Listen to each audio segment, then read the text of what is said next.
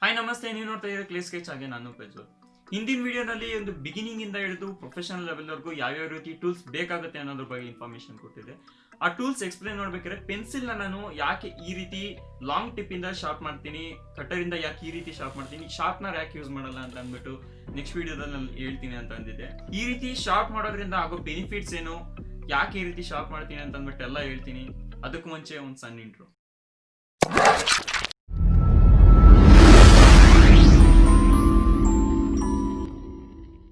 Shading ನಲ್ಲಿ pencils ನ sharp ಮಾಡಿದ್ರೆ ಈ ರೀತಿ ಲಾಂಗ್ ಟಿಪ್ ಯಾಕೆ ಕೊಡ್ತೀನಿ, ಕಟರ್ ಯೂಸ್ ಮಾಡ್ಕೊಂಡು ಈ ರೀತಿ ಲಾಂಗ್ ಟಿಪ್ ಯಾಕೆ ಕೊಡ್ತೀನಿ, ಇದ್ರ ಬೆನಿಫಿಟ್ಸ್ ಏನು ಅಂತ ಹೇಳೋಕ್ಕೂ ಮುಂಚೆ ಕಟರ್ ಯೂಸ್ ಮಾಡ್ಕೊಂಡು ಈ ರೀತಿ ಹೇಗೆ ಶಾರ್ಪ್ ಮಾಡೋದು ಅಂತ ತಿಳ್ಕೊಳ್ಳೋಣ. ಅದಾದ ನಂತರ ಇದ್ರ ಬೆನಿಫಿಟ್ಸ್ ಬಗ್ಗೆ ತಿಳಿಸ್ಕೊಡ್ತೀನಿ. ಸೊ ಪೆನ್ಸಿಲ್ ನ ಶಾರ್ಪ್ ಮಾಡೋದ್ರಲ್ಲಿ ನಾನು ನಿಮಗೆ 3 ತರ ತೋರಿಸ್ತೀನಿ. ಎಲ್ಲ ಪೆನ್ಸಿಲ್ ಒಂದೇ, ಬಟ್ ಈ ಶೇಡಿಂಗ್ಸ್ ಪೆನ್ಸಿಲ್ ಏನಿದೆ ಇವಾಗ HB ಇಂದ 4B ತನಕ ನಿಮಗೆ ಸ್ವಲ್ಪ ಸ್ಟ್ರಾಂಗ್ ಇರೋ ಲೆಡ್ ಬರುತ್ತೆ. ನೆಕ್ಸ್ಟು 8B 6B ಮತ್ತು 8B ಏನಿದೆ ಇವೆರಡು ಸ್ವಲ್ಪ ಮೀಡಿಯಮ್ ಆಗಿ, ಅಂದರೆ ಸ್ವಲ್ಪ ಸ್ಮೂತ್ ಇರುತ್ತೆ ಲೆಡ್. ಅಷ್ಟು ಸ್ವಲ್ಪ ಏನೋ ಸ್ಟೆಬಿಲಿಟಿ ಅಥವಾ ಏನೋ ಇರ್ಬೋದು, ಸ್ವಲ್ಪ ಸ್ಮೂತ್ ಇರುತ್ತೆ, ಮೀಡಿಯಮ್ ಅಂತ ಅನ್ಬೋದು. ಇನ್ನು ನೆಕ್ಸ್ಟು ಇದ್ರ ಮೇಲೆ ಹೋದರೆ ಇನ್ನೂ ಸ್ಟ್ರಾಂಗ್ ಇರುತ್ತೆ, ಅಥವಾ 4H ಆಗಿರ್ಬೋದು, ಈ ರೀತಿ 6H 2H ಆಗಿರ್ಬೋದು. ಇದಕ್ಕೂ ಮೇಲಾದರೆ ಇನ್ನೊಂದು ಸ್ವಲ್ಪ ಲೆಡ್ ಸ್ಟ್ರಾಂಗರ್ ಬರುತ್ತೆ.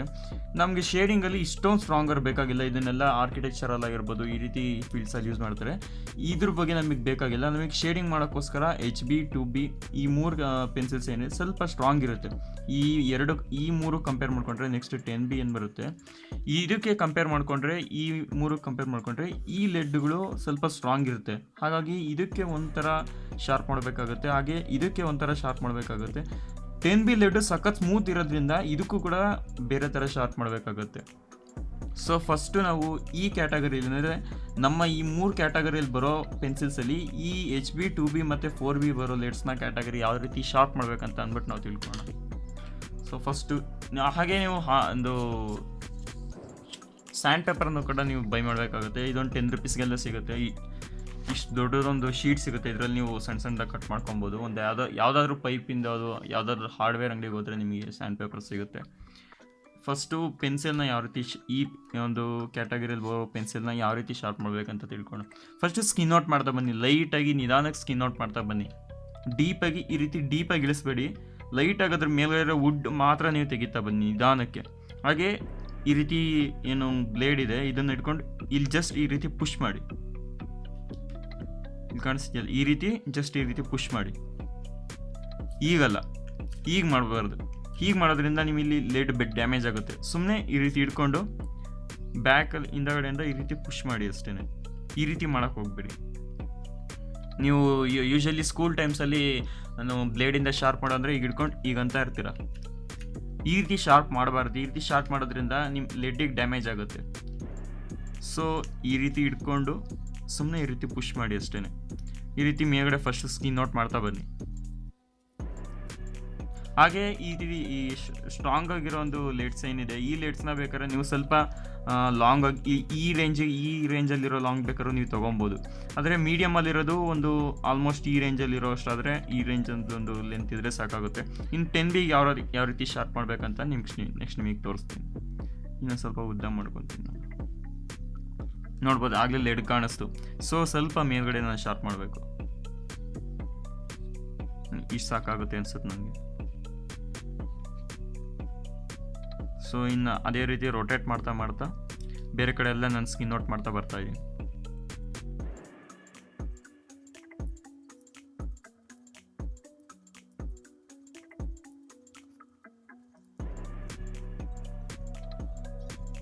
ನಂಗೆ ಇನ್ನೊಂದು ಸ್ವಲ್ಪ ಲೆಡ್ ಉದ್ದ ಇರಬೇಕು ಅನಿಸ್ತದೆ. ಸೊ ಇನ್ನೊಂದು ಸ್ವಲ್ಪ ಹಿಂದಗಡೆ ನಾನು ಶಾರ್ಪ್ ಮಾಡ್ತೀನಿ.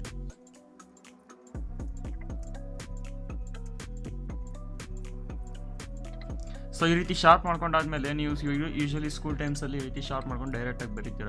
ಇದರಲ್ಲಿ ಏನಿದೆ, ಇಲ್ಲಿ ಶಾರ್ಪ್ ಮಾಡೋಕ್ಕಾಗಲ್ಲ ಅಂತ ಅಂದರೆ ಮೇಯ್ನ್ ಪಾರ್ಟ್ ಇರೋದು ಈ ಮುಂದಗಡೆ ಇರೋ ಲೆಡ್ನ ಶಾರ್ಪ್ ಮಾಡೋದ್ರಲ್ಲಿ. ನೀವು ಇಲ್ಲಿ ಅಬ್ಸರ್ವ್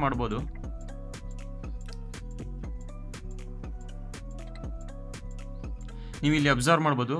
ಇಲ್ಲಿ ಏನು ಈ ಲೆಡ್ ಇಷ್ಟು ಉದ್ದ ಬಂದಿದೆ, ಇಲ್ಲಿ ಶಾರ್ಪ್ ಹೋಗ್ಬಿಟ್ಟು, ಅಂದರೆ ಈ ರೀತಿ ಹೋಗ್ಬಿಟ್ಟು ಇಲ್ಲಿ ಶಾರ್ಪ್ ಕಟ್ಟಿದೆ. ಈ ರೀತಿ ಬರೋದ್ರಿಂದ ಇದನ್ನು ನೀವು ಸ್ವಲ್ಪ ಸ್ಮೂತ್ ಮಾಡಬೇಕಾಗುತ್ತೆ. ಆ ರೀತಿ ಯಾವ ಆ ರೀತಿ ಹೇಗೆ ಸ್ಮೂತ್ ಮಾಡೋದು ಅಂತ ಅಂದ್ಬಿಟ್ಟು ನಾನು ನಿಮಗೆ ತೋರಿಸ್ತೀನಿ.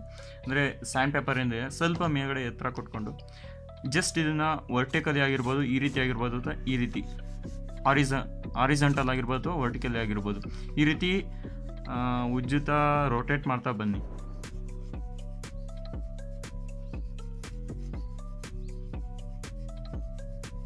ಜಸ್ಟ್ ಇಲ್ಲಿರೋ ಇದನ್ನು ನೀವು ತೆಗಿಬೇಕು. ಫಸ್ಟು ಈ ಆ್ಯಂಗಲಲ್ಲಿ, ಅಂದರೆ ಈ ಆ್ಯಂಗಲಲ್ಲಿ ಇಷ್ಟರಲ್ಲಿ. ಸೊ ಇಷ್ಟು ನಿಮಗೆ ಕೊಡೋದ್ರಿಂದ ಇಲ್ಲಿ ಅಲ್ಲಿರೋ ಒಂದು ಇದು ಹೋಗುತ್ತೆ. ಅದೇ ಆ್ಯಂಗಲಲ್ಲಿ ನಾನು ಇವಾಗ ಅದನ್ನು ಸ್ಮೂತ್ ಮಾಡ್ತೀನಿ.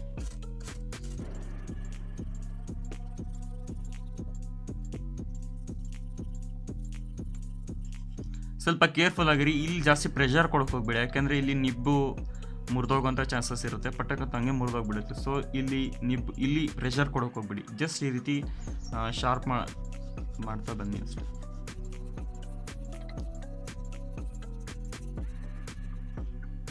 ಸೊ ಈ ರೀತಿ ಆದಮೇಲೆ, ಈ ರೀತಿ ಸಿಕ್ಕಾದ್ಮೇಲೆ ನಿಮಗೆ ಇವಾಗ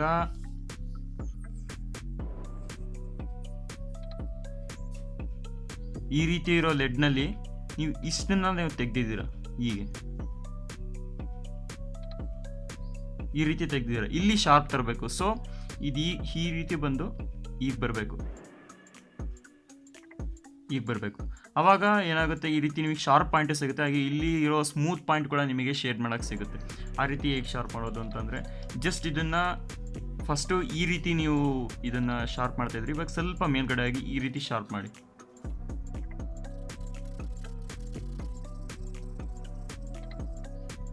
ಸೊ ಫೈನಲಿ ನಿಮಗೆ ಈ ರೀತಿ ಇದನ್ನು ಫಸ್ಟು ಕಾಟನಲ್ಲಿ ಕ್ಲೀನ್ ಮಾಡ್ಕೊಳ್ಳೋಣ.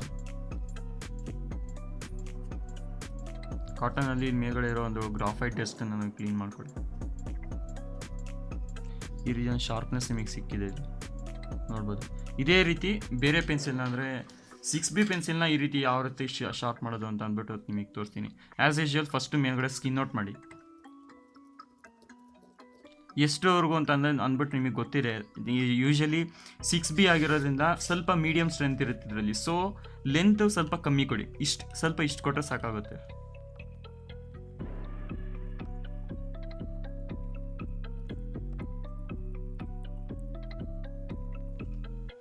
ಕೇರ್ಫುಲ್ಲಾಗಿ ಶಾರ್ಪ್ ಮಾಡಿ. ಆಮೇಲೆ ನೀವು ಕಟರ್ನ ಯೂಸ್ ಮಾಡ್ದಲೇ ಕೆಲವರು ಬ್ಲೇಡ್ನ ಯೂಸ್ ಮಾಡೋಕೆ ಹೋಗ್ತೀರಾ, ಶೇವಿಂಗ್ ಬ್ಲೇಡ್ ಏನು ಬರುತ್ತೆ ಅದನ್ನು ಯೂಸ್ ಮಾಡೋಕೆ ಹೋಗ್ತೀರಾ. ಅದು ಸಿಕ್ಕಾಪಟ್ಟೆ ಶಾರ್ಪ್ ಇರುತ್ತೆ. ಜಸ್ಟ್ ನೀವು ಈ ಥರ ಅಂದರೆ ಸಾಕು, ಫುಲ್ಲು ನಿಮ್ಮ ಸ್ಕಿನ್ನ ಒಂದು ಕಟ್ ಆಗುವಂಥ ಚಾನ್ಸಸ್ ಇರುತ್ತೆ. ಸೊ ಶೇವಿಂಗ್ ಬ್ಲೇಡ್ನ ಅವಾಯ್ಡ್ ಮಾಡಿ, ಕಟರೇ ಜಾಸ್ತಿ ಯೂಸ್ ಮಾಡಿ, ಸ್ವಲ್ಪ ಸೇಫರ್ ಸೈಡ್ ಕಟರ್ ಆದರೆ.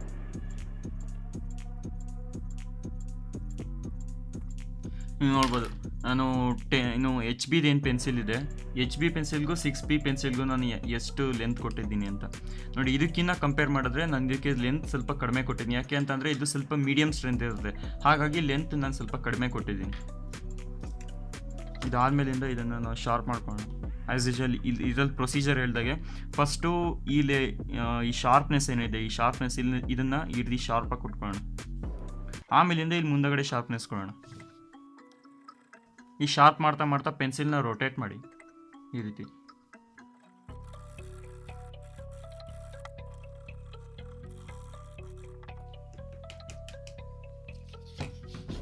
ಸೊ ಇಷ್ಟಾದ್ಮೇಲಿಂದ ನೆಕ್ಸ್ಟ್ ಏನು ಮಾಡ್ತೀರಾ, ಈ ಆ್ಯಂಗಲಲ್ಲಿ ನೀವು ಶಾರ್ಪ್ ಮಾಡ್ತಾ ಇದ್ರಿ, ನೆಕ್ಸ್ಟು ಈ ಆ್ಯಂಗಲಲ್ಲಿ ಸ್ವಲ್ಪ ಮೇಲ್ಗಡೆ ಆ್ಯಂಗಲ್ ಮಾಡಿ ಶಾರ್ಪ್ ಮಾಡಬೇಕು.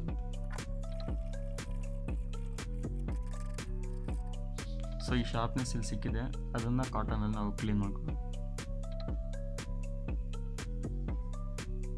ನೋಡಿ ಈ ರೀತಿ ಸಿಗುತ್ತೆ ನಿಮಗೆ. ಇವಾಗ ಬೇಕಾದರೆ ಈ ಲೆಂತಿಗೆ ನೀವು ಇನ್ನೊಂದು ಸ್ವಲ್ಪ ಬೇಕಾದರೆ ಇನ್ನೊಂದು ಸ್ವಲ್ಪ ನೀವು ಇದನ್ನು ಸ್ಕಿನ್ ಔಟ್ ಮಾಡ್ಕೊಂಡು ಬೇಕಾದರೆ ಸ್ವಲ್ಪ ಲೆಡ್ ಉದ್ದ ಮಾಡಿಕೊಂಡು ಇನ್ನೊಂದು ಸ್ವಲ್ಪ ಶಾರ್ಪ್ ಮಾಡ್ಬೋದು. ಯೂಶಲಿ ಇನ್ನೊಂದು ಸ್ವಲ್ಪ ಲೆಡ್ನ ಉದ್ದ ಬಿಟ್ಟಿರ್ತೀನಿ.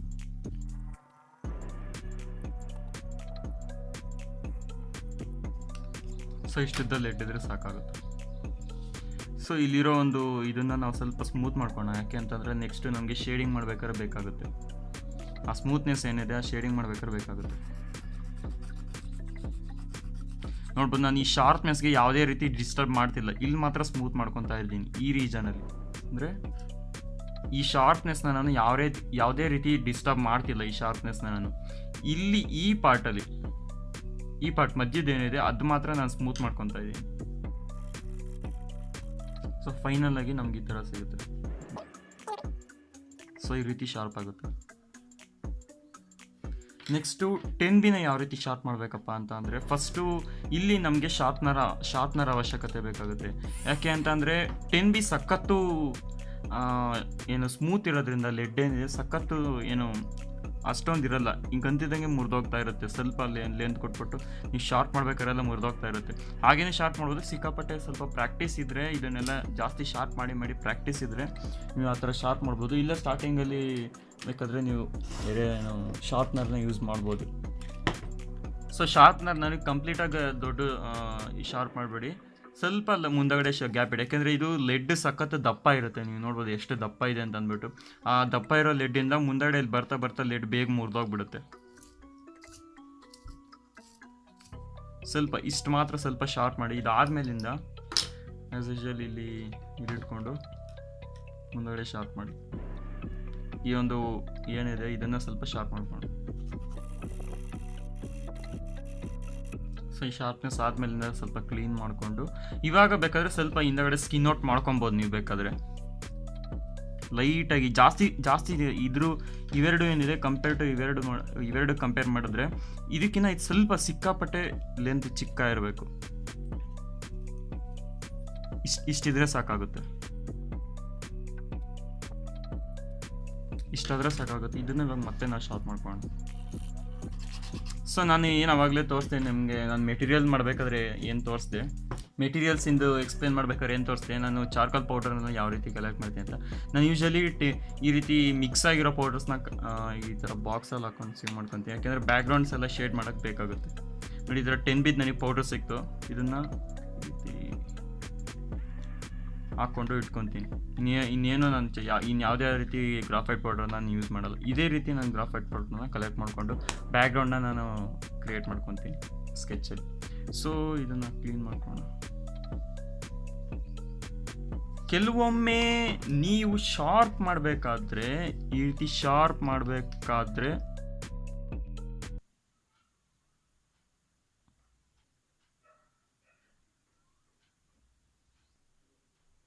It hertz.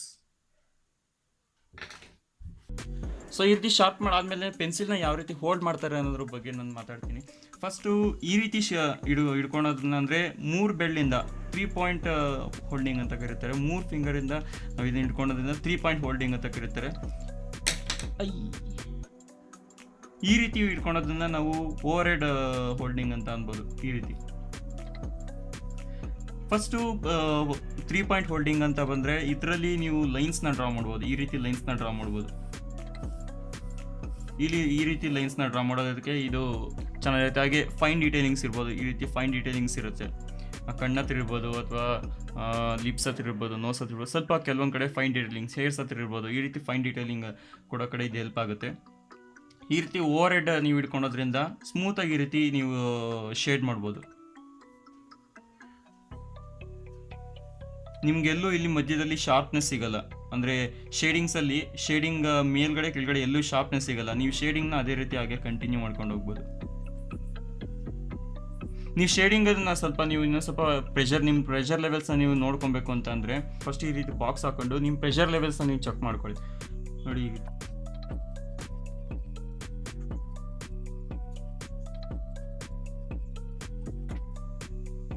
ಇದಾದ್ಮೇಲೆ ಈ ರೀತಿ ನೀವು ಪ್ರೆಷರ್ ನೀವು ನೋಡ್ಬೋದು. ಇಲ್ಲಿ ಎಲ್ಲೂ ನಿಮಗೆ ಅಷ್ಟೊಂದು ಇದು ಪ್ರೆಷರ್ ಲೆವೆಲ್ ಜಾಸ್ತಿ ಆಗಿರ್ಬೋದು, ಈ ರೀತಿ ನಿಮಗೆ ಕಾಣಿಸಲ್ಲ. ಅದೇ ನೀವು ಪ್ರೆಷರ್ ಲೆವೆಲ್ ಕರೆಕ್ಟಾಗಿ ನಿಮ್ದಿಲ್ಲ ಅಂತಂದರೆ ಈ ರೀತಿ ನಿಮಗೆ ಪ್ರೆಷರ್ ಲೆವೆಲ್ ವೇರಿ ಆಗ್ತಾ ಇರುತ್ತೆ. ಇದನ್ನು ನೀವು ಗಮನಿಸ್ಬೋದು. ಹಾಗೆ ಈ ರೀತಿ ಶಾರ್ಪ್ ಮಾಡ್ಕೊಳ್ಳೋದ್ರಿಂದ ಇಲ್ಲಿ ನಿಮಗೆ ಸ್ಮೂತ್ ಇದು ಸಿಗೋದ್ರಿಂದ ಈ ರೀತಿ ನೀವು ಇದನ್ನು ಹೋಲ್ಡ್ ಮಾಡ್ಕೊಂಡು ಈ ರೀತಿ ಎಳೆದ್ರೆ ನಿಮಗೆ ಶಾರ್ಪ್ ಲೈನ್ ಸಿಗುತ್ತೆ. ಹಾಗೆ ಈ ರೀತಿ ಎಳೆದ್ರೆ ನಿಮಗೆ ಥಿಕ್ ಲೈನ್ ಸಿಗುತ್ತೆ. ಈ ರೀತಿ ಸ್ಲ್ಯಾಂಟ್ ಹಿಡ್ಕೊಂಡು ಈ ರೀತಿ ಇದು ಮಾಡೋದ್ರಿಂದ ನಿಮಗೆ ಬೇರೆ ಬೇರೆ ಥರ ಲೈನ್ ಸಿಗುತ್ತೆ. ಈ ರೀತಿ ಎಲ್ಲ ನೀವು ಬೇರೆ ಬೇರೆ ಪ್ರಾಕ್ಟೀಸ್ ಮಾಡಿ ನೋಡಿ ಗೊತ್ತಾಗುತ್ತೆ. ಇದ್ರ ಯೂಸಸ್ ನಿಮಗೆ ಇನ್ನೂ ನಾನು ಶೇಡಿಂಗ್ ಮಾಡ್ಬೇಕಾದ್ರೆ ನಿಮ್ಗೆ ಇನ್ನೂ ಕಂಪ್ಲೀಟಾಗಿ ಕ್ಲೀನಾಗಿ ಗೊತ್ತಾಗ್ತಾ ಹೋಗುತ್ತೆ. ಸೊ ಈ ರೀತಿ ಪೆನ್ಸಿಲ್ ಯೂಸ್ ಮಾಡ್ಕೊಂಡಿದ್ದೆ ಯಾವ ರೀತಿ ಶೇಡಿಂಗ್ ಇರುತ್ತೆ ಅಂತಂದ್ರೆ ಲೈಟಾಗಿ ಸ್ವಲ್ಪ ತೋರಿಸಿದ್ದೀನಿ. ಶೇಡಿಂಗ್ ಮಾಡ್ಬೇಕಾದ್ರೆ ನಿಮ್ಗೆ ಇನ್ನೂ ಕ್ಲೀನಾಗಿ ಡೀಟೇಲಾಗಿ ಅರ್ಥ ಆಗ್ತಾ ಹೋಗುತ್ತೆ. ಸೊ ಪೆನ್ಸಿಲ್ಸ್ನ ಈ ರೀತಿ ಲಾಂಗ್ ಟಿಪ್ ಆಗಿ ಶಾರ್ಪ್ ಮಾಡೋದ್ರಿಂದ ಆಗೋ ಬೆನಿಫಿಟ್ಸ್ ಏನು ಅಂತ ಅಂದ್ಬಿಟ್ಟು ನೀವು ತಿಳ್ಕೊಂಡ್ರಿ. ನಿಮ್ಮ ಸ್ಕೆಚಿಂಗ್ನ ನಾನು ನೋಡ್ಬೇಕಂತ ಹೇಳಿದ್ರೆ ನಂಗೆ ಇನ್ಸ್ಟಾಗ್ರಾಮಲ್ಲಿ ಡೈರೆಕ್ಟ್ ಮೆಸೇಜ್ ಮಾಡ್ಬೋದು, ಅಥವಾ ನಿಮ್ಮ ಪೋಸ್ಟ್ನ ನನಗೆ ಟ್ಯಾಗ್ ಮಾಡ್ಬೋದು. ನನ್ನ ಇನ್ಸ್ಟಾಗ್ರಾಮ್ ಅಕೌಂಟ್ನ ನಾನು ಡಿಸ್ಕ್ರಿಪ್ಷನಲ್ಲಿ ಕೊಟ್ಟಿದ್ದೀನಿ, ನೀವು ಹೋಗಿ ಚೆಕ್ ಮಾಡ್ಬೋದು. ವಿಡಿಯೋ ಇಷ್ಟ ಆಗಿದ್ರೆ ಲೈಕ್ ಮಾಡಿ, ಶೇರ್ ಮಾಡಿ, ಮತ್ತೆ ಕಮೆಂಟ್ ಸೆಕ್ಷನ್ ಕಮೆಂಟ್ ಮಾಡಿ. ಹೊಸಬರಾಗಿದ್ರೆ ಸಬ್ಸ್ಕ್ರೈಬ್ ಮಾಡಿ, ಅದ್ರ ಪಕ್ಕ ಬರೋ ಬೆಲ್ ಬಟನ್ನ ಪ್ರೆಸ್ ಮಾಡಿ. ಹಳಬರಾಗಿದ್ರೆ ಬೆಲ್ ಬಟನ್ ಪ್ರೆಸ್ ಮಾಡಿ ಚೆಕ್ ಮಾಡ್ಕೊಳ್ಳಿ. ಹಾಗಿದ್ರೆ ನಾನು ನಿಮಗೆ ನೆಕ್ಸ್ಟ್ ವಿಡಿಯೋದಲ್ಲಿ ಸಿಗ್ತೀನಿ. ಬಾಯ್.